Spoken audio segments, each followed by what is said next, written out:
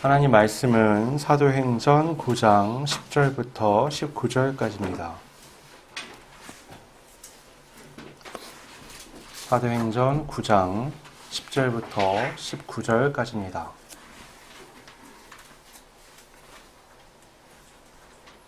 봉독하겠습니다. 그때 다메섹에 아나니아라는 제자가 있더니 주께서 환상 중에 불러 이르시되 아나니아야 하시거늘 대답하되 주여 내가 여기 있나이다 하니 주께서 이르시되 일어나 집가라 하는 거리로 가서 유다의 집에서 5 사람 사울이라 하는 사람을 찾으라. 그가 기도하는 중이니라. 그가 아나니아라는 사람이 들어와서 자기에게 안수하여 다시 보게 하는 것을 보았느니라 하시거늘 아나니아가 대답하되 주여 이 사람에 대하여 내가 여러 사람에게 듣사온즉 그가 예루살렘에서 주의 성도에게 적지 않은 해를 끼쳤다 하더니 여기서도 주의 이름을 부르는 모든 사람을 결박할 권한을 대제사장들에게서 받았나이나 하거늘 주께서 이르시되 가라. 이 사람은 내 이름을 이방인과 임금들과 이스라엘 자손들에게 전하기 위하여 택한 나의 그릇이라. 그가 내 이름을 위하여 얼마나 고난을 받아야 할 것을 내가 그에게 보이리라 하시니 아나니아가 떠나 그 집에 들어가서 그에게 안수하여 이르되 형제 사울아 주 곧 내가 오는 길에서 나타나셨던 예수께서 나를 보내어 너로 다시 보게 하시고 성령으로 충만하게 하신다 하니 즉시 사울의 눈에서 비늘 같은 것이 벗어져 다시 보게 된지라. 일어나 세례를 받고 음식을 먹음에 강건하여 지니라. 아멘. 믿는 자들을 결박하여 예루살렘으로 끌고 가기 위해 다메섹을 향하던 사울은 도중에 예수님을 만나게 되죠. 거기서 두 눈이 멀어 사람들에게 끌려서 다메섹에 들어가게 됩니다. 주님을 만난 그는 큰 충격을 받게 되는데요. 얼마나 충격이 큰지 3일 동안 아무것도 먹지도 마시지도 않습니다. 이 시간 동안 사울은 무엇을 했을까요? 11절 말씀을 보면 그가 기도하고 있었다라고 말씀합니다.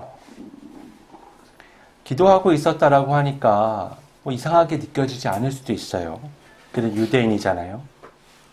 유대인 중에 유대인이고 랍비고 바리새인이고 늘 기도하는 사람이니까 지금은 눈이 멀었으니까 더 열심히 기도했겠지라고 생각해 볼 수 있겠죠.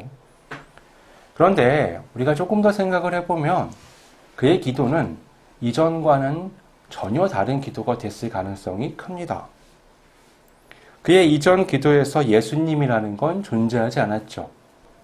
오히려 예수님의 반감을 갖고 적대하는 자세로 기도를 했을 게 뻔합니다. 그러나 지금 그런 다메섹 도상에서 하나님의 그 영광이 예수님이라는 것을 체험했잖아요. 그러니까 지금 그가 하고 있는 이 기도의 중심에는 예수님이 있을 수밖에 없게 된 겁니다. 기도에 대한 우리의 오해 중 하나는 기도가 단순히 뭔가 원하는 바를 하나님께 말하는 것이라고 생각하는 겁니다. 바라는 바를 하나님께 아뢰는 것은 기도의 한 부분은 될 수 있지만 그것이 기도의 본질이 될 수는 없습니다. 예수님은 요한복음 15장 7절에서 이렇게 말씀을 하셨어요. 너희가 내 안에 거하고 내 말이 너희 안에 거하면 무엇이든지 원하는 대로 구하라. 그리하면 이루리라. 이 말씀의 핵심은 원하는 대로 구하는 게 아니라요.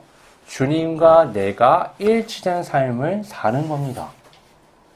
내가 주님 안에 거하고 주님의 말씀이 내 안에 거한다라는 것이 기도에 있어서 무엇보다 중요한 핵심이라고 말할 수 있습니다. 이 말씀은 어디에 같이 나온 거냐면 예수님이 하셨던 그 유명한 포도나무 비유에 같이 나왔던 말씀이에요.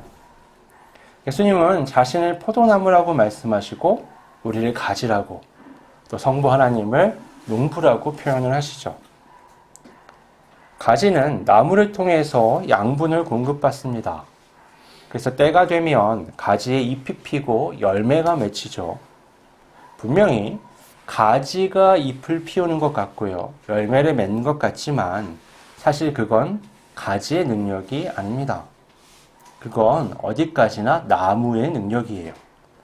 나무가 수분과 영양분을 적절하게 공급할 때에 가지는 잎을 피우고 열매를 맺을 수 있습니다.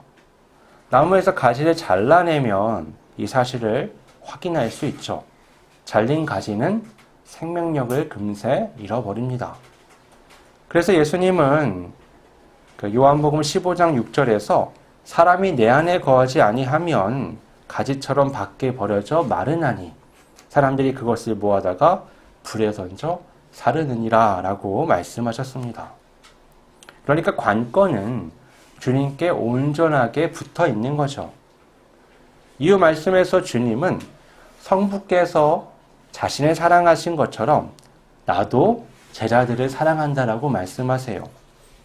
그리고는 성부 하나님의 말씀을 따라서 그분의 사랑 안에 거하는 것처럼 너희도 내 계명을 따라서 내 사랑 안에 거해야 한다라고 말씀하십니다. 그러니까 주님께 온전히 붙어 있는 것, 주님이 내 안에 거하시고 주님의 말씀이 내 안에 거하는 것은 내가 주님의 말씀에 온전히 따를 때에 그것이 가능한 겁니다. 그러면서 예수님은 자신의 계명에 대해 내가 너희를 사랑한 것처럼 너희도 서로 사랑하는 것이라고 말씀하세요. 무엇이든 원하는 대로 구하라 그리하면 이루리라는 말씀에서 가장 중요한 부분은 그럼 뭐가 되느냐면 내가 주님의 사랑으로 모든 것을 바라보며 하나님께 구하는 겁니다. 주님께서 말씀하신 사랑은 서로 사랑이잖아요. 그러니까 나를 사랑하는 게 아니라 타인을 사랑하는 겁니다. 그 타인을 사랑하는 사람들을 묶어 놓으면 서로 사랑이 가능해지게 되는 거죠.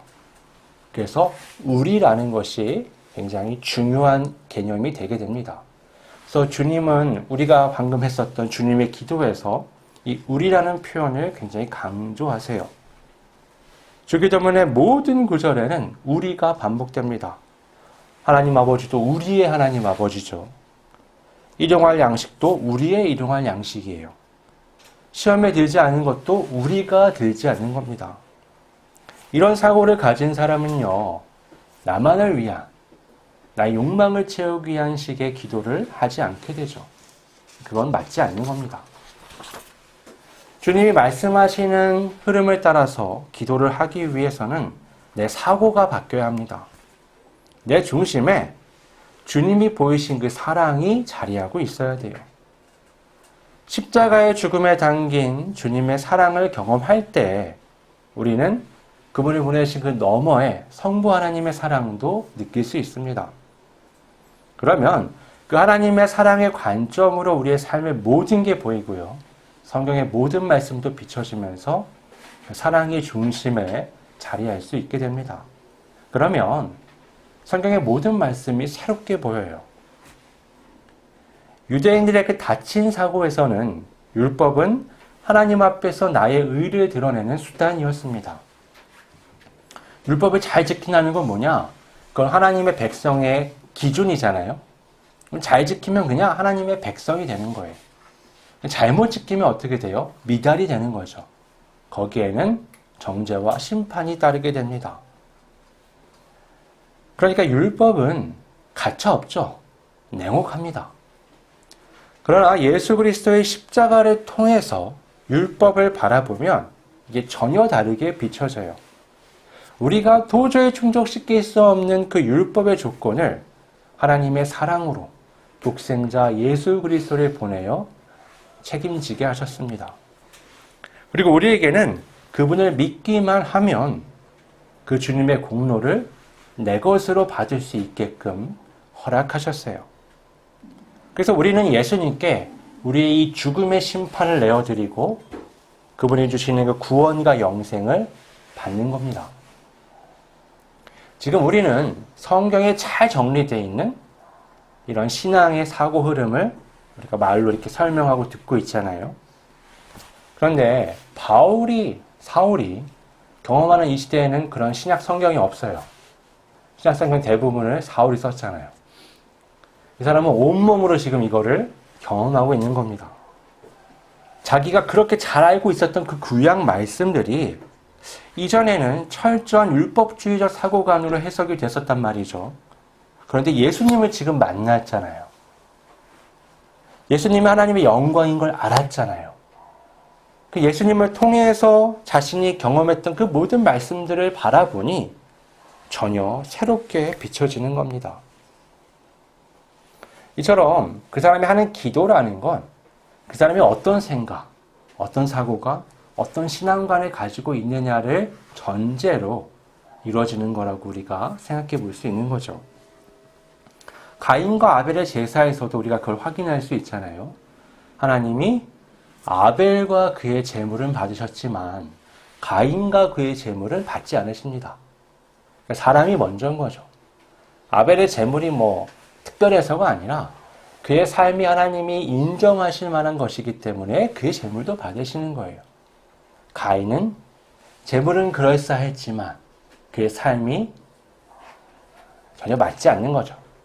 그러니까 모순된 삶을 살고 있기 때문에 하나님이 도저히 그를 받으실 수 없고 그의 제물도 받지 않으신 겁니다.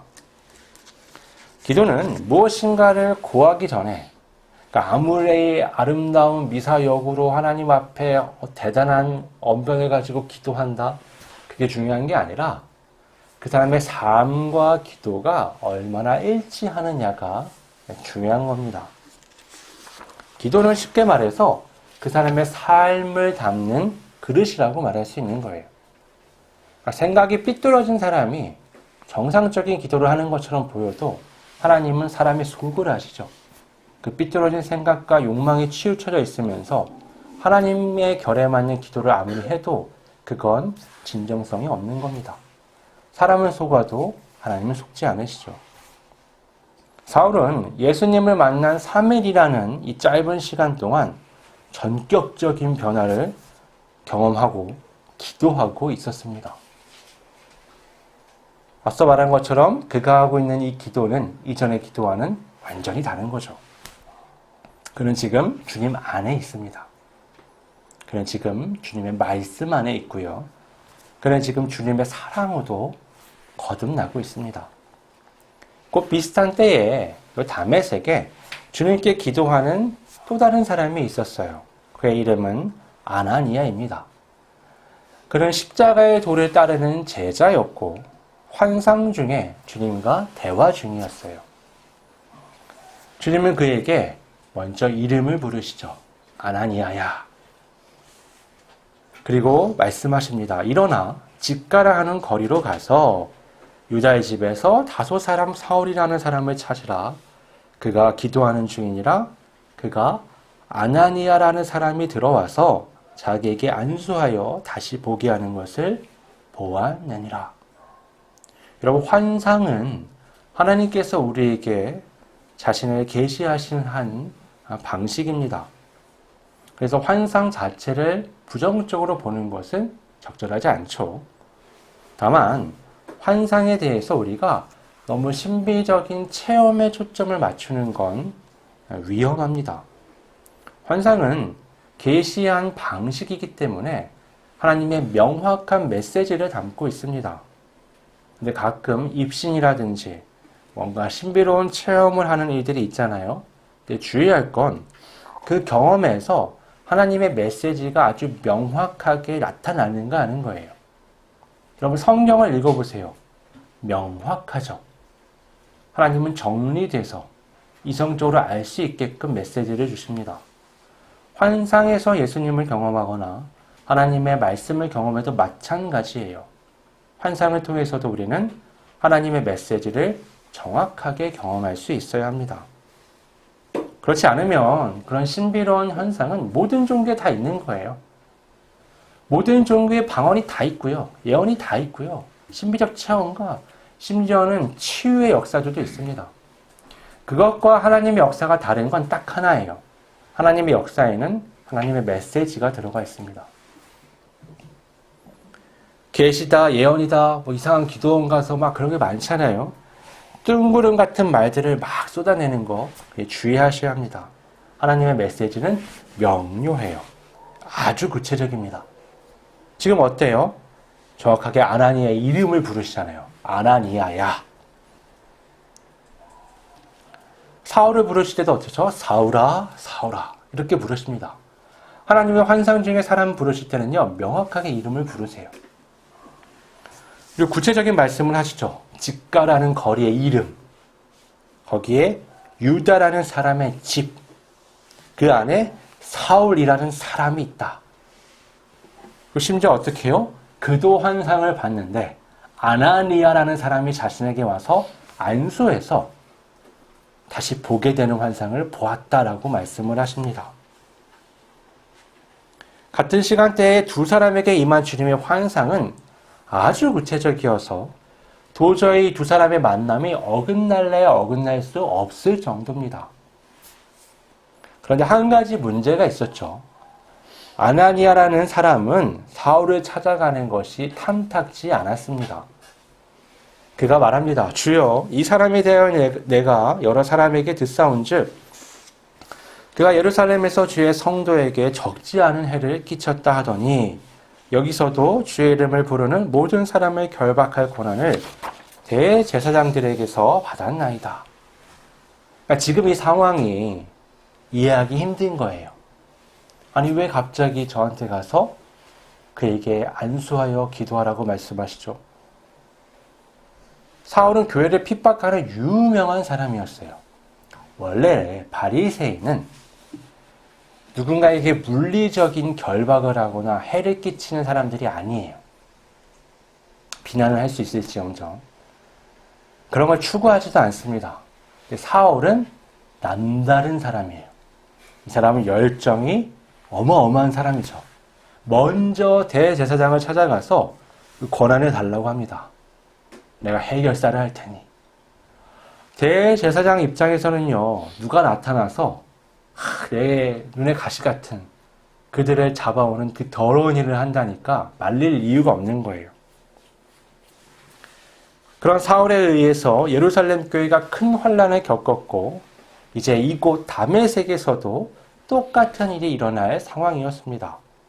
그런데 소문이 도는 거죠. 야, 그 사울이 눈이 멀었다더라. 이건 아나니아 입장에서 볼 땐 잘된 일인 거예요. 아니 그게 뭐 나쁜 일인가요? 그러니 그를 찾아가서 그에게 안수해서 눈을 뜨게 하라는 그 말씀이 선뜻 이해가 되지 않는 겁니다.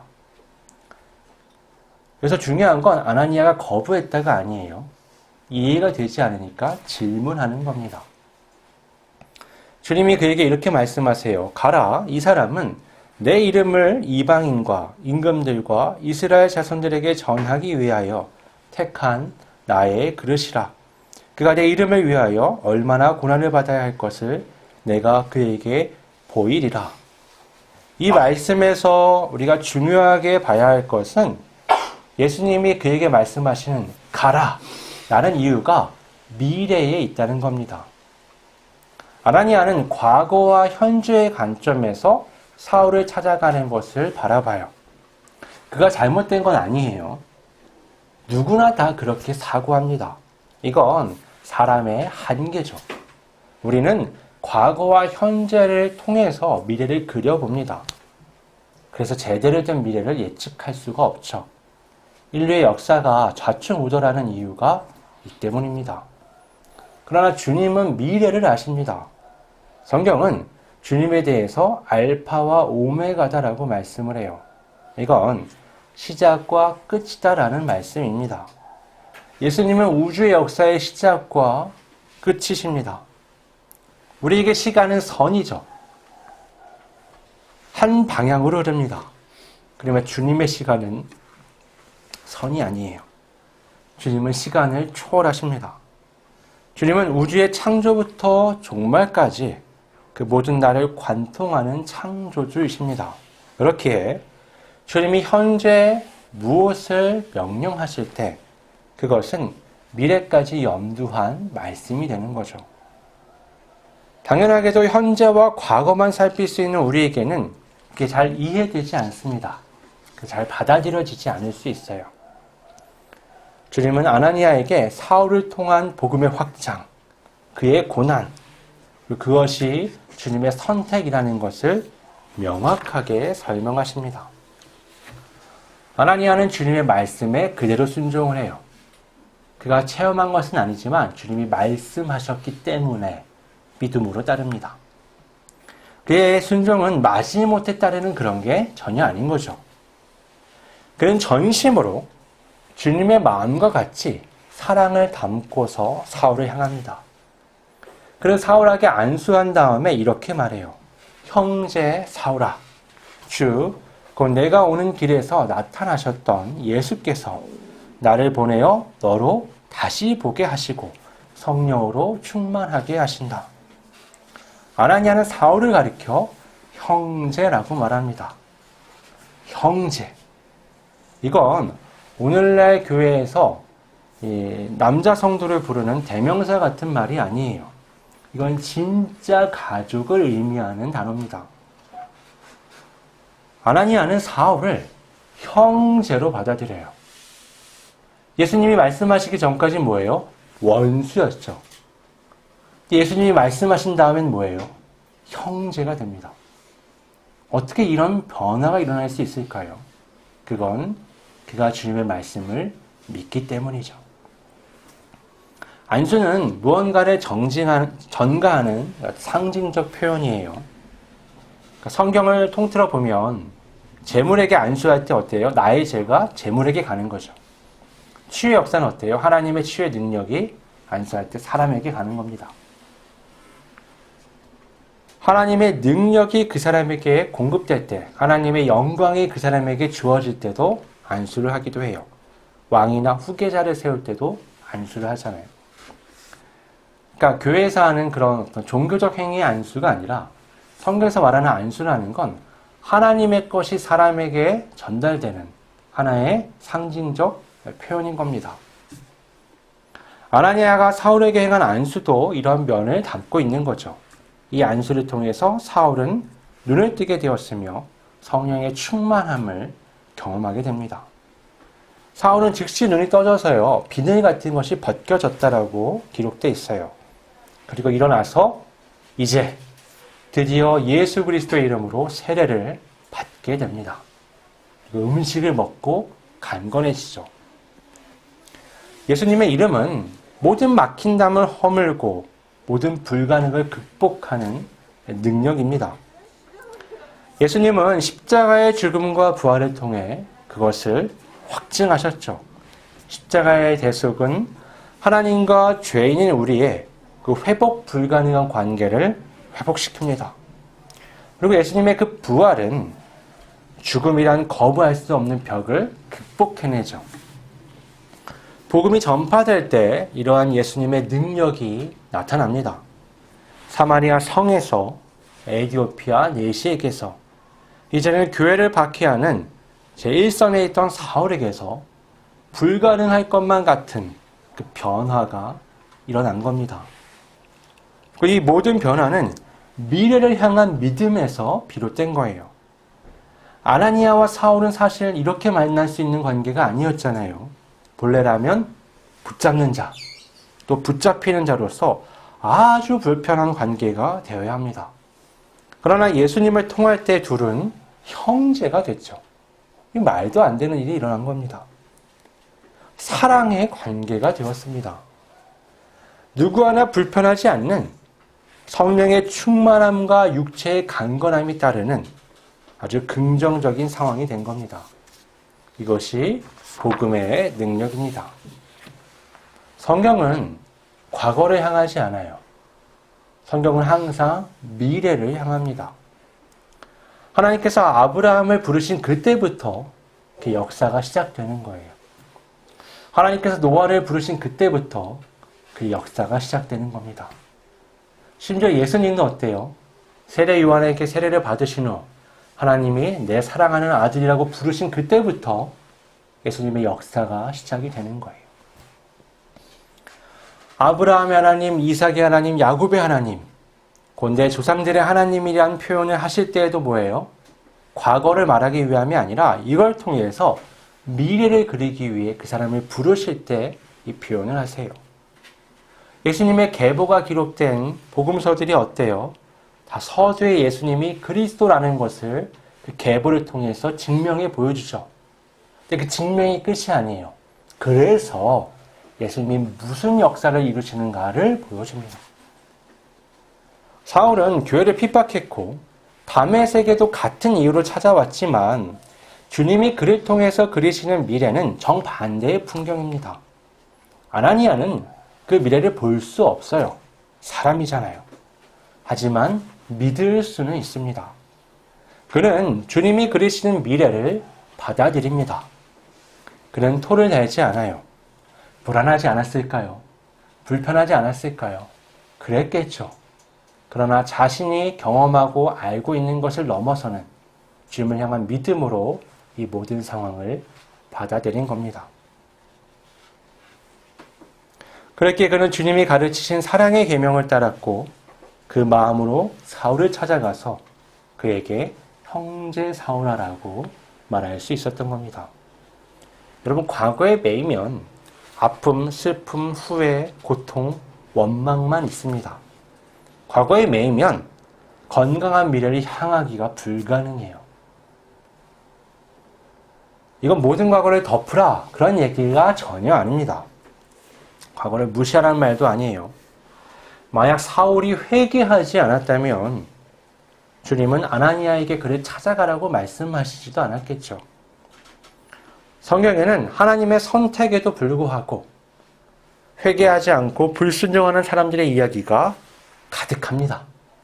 가인, 광야의 이스라엘, 기드온을 비롯한 여러 사사들, 사울을 비롯한 여러 왕들, 그 사람들에게 이르기까지 정말 많은 사람들이 하나님은 긍정적 미래를 그리시지만 회개하지 않고 불순종하여 그 미래로 나아가지 못하는 사람들의 이야기가 많이 나와요.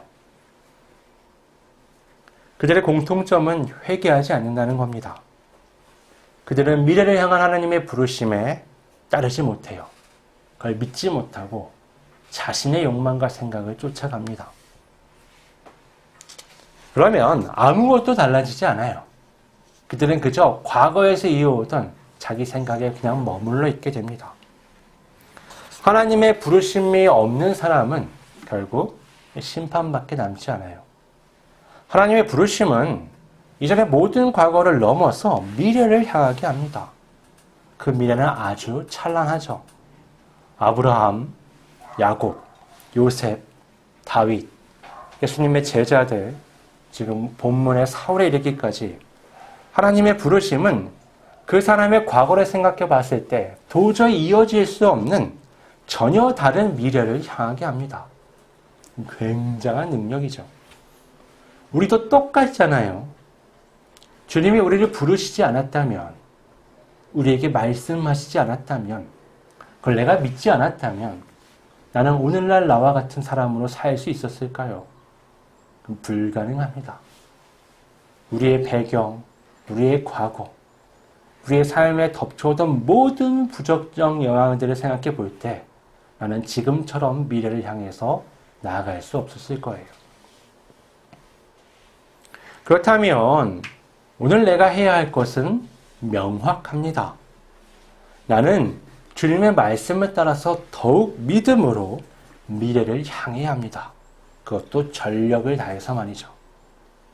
마치 보화가 값진 밭을 발견한 사람이 즉시로 모든 재산을 팔아 그 밭을 사는 것처럼 말이죠. 주님의 말씀을 믿을수록 나는 나의 것을 포기할 수밖에 없어요. 나의 과거와 떨어져야 돼요. 나의 현재를 넘어서야 합니다. 나의 것을 포기하지 않고 버리지 않고 끊어내지 않고선요, 주님이 그리시는 미래로 나아갈 수 없어요. 거꾸로 그러지 못하는 이유는 주님의 말씀보다 지금 내가 붙잡고 있는 그것들이 나에게 더 의미 있다고 생각하기 때문에 그런 거예요. 내가 회개하지 않는 이유도, 내가 버리지 않는 이유도, 내가 극복하지 않는 이유도 내가 연약해서가 아니라요. 내가 그것들보다 주님을 더 사랑하기 때문입니다. 주님의 말씀의 가치를 회복해야 돼요. 주님이 그리시는 미래를 믿음으로 바라봐야 합니다.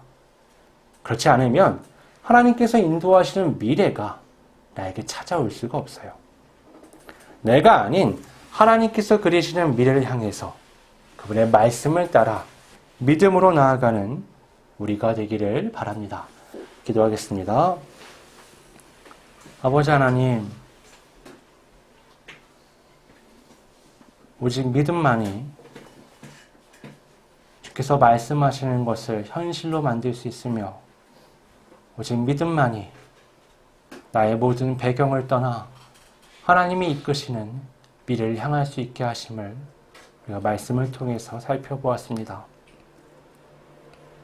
그 사울이 바울이 된 것처럼 모든 믿음의 선진들이 도저히 불가능한 미래를 향해서 나아갔던 것처럼 우리 각자를 부르시는 하나님의 인도하심을 따라 또 주님의 말씀하심을 따라 온전히 믿음으로 미래를 향해 나아갈 수 있도록 성령 하나님 우리 한 사람 한 사람을 붙잡아 주시고 이끌어 주옵소서. 거룩하신 예수님의 이름으로 기도드립니다. 아멘.